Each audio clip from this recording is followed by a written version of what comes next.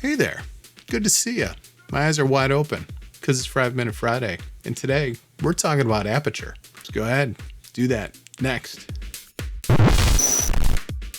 Hey, welcome back to the channel. Today is 5 Minute Friday. So what does that mean? That basically means that we're gonna be doing a tips and tricks video to help you improve your videography, and we're gonna try and do it in less than 5 minutes. But today, we're gonna talk about aperture. What is it? How do you use it? So let's go ahead, start the clock, and make this 5 Minute Friday happen.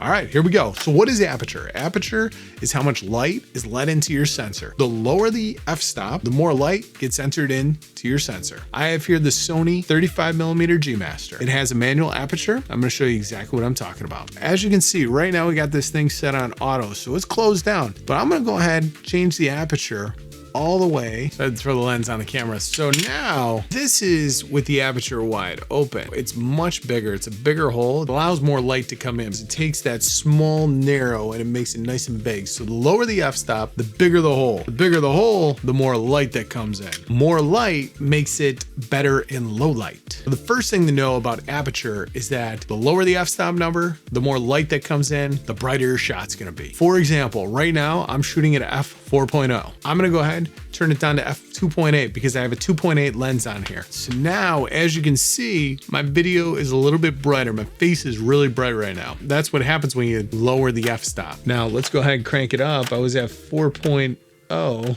So now we're back to normal exposure. Let's go ahead and crank it up. Now we're at 6.3. That hole has gotten a lot smaller and now we have less light coming in, so we're darker. Maybe a little bit more moodier. Let's go ahead and change it back to f4.0. There we go, back to proper exposure. So why does it matter? Well, you don't want your image to be too bright or too dark. But what else does aperture control? Well, aperture also controls the blurriness of your image. Like I said, right now we're shooting at an f4.0, and with my Sony camera, I got good eye auto tracking going on. So as you can see, my hand is kind of blurry. Now, if we switch things, now my face is clear, but my hand is out of focus too. So what you got with aperture is a shallower depth of field. So the lower the f-stop number, the shallower that depth of field. So again, here's the blurry hand.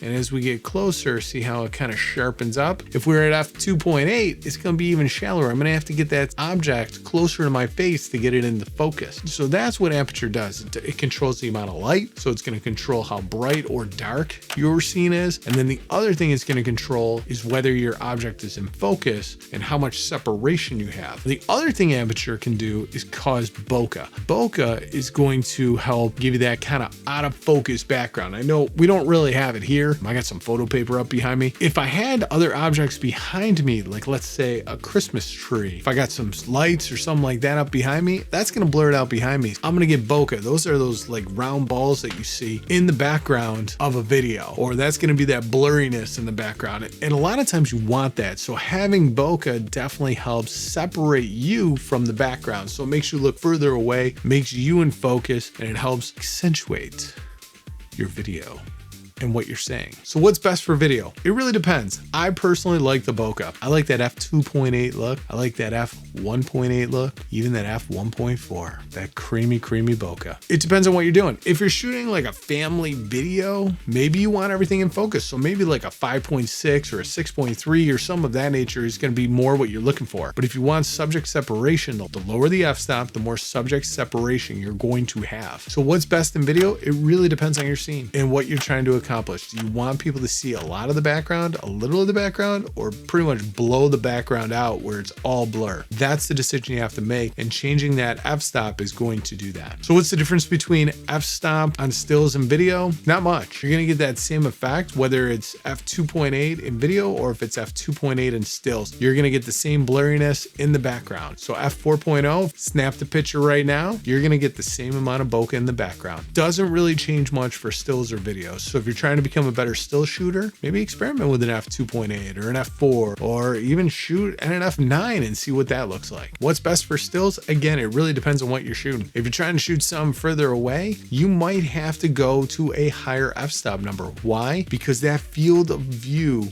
becomes very narrow. Further you focus out, the longer you focus out, you're going to need maybe an f4 or an f5.6. That's why a lot of lenses, if they're 200 millimeters or 600 millimeters, sometimes they only go down as low as 4.0 or 5.6 because that depth of field is so shallow that it could end up really making it tough to nail focus. And hopefully we did that in 5 minutes. If you have any questions or comments, go ahead, leave those down below. If you want to see another video in this series, go ahead, click on the video on the screen now, and I'll go ahead and I'll see you in that video next. Before you leave, don't forget to like, subscribe, and ring the bell. Thanks for watching. Click on that video. Go ahead. Click, click, click.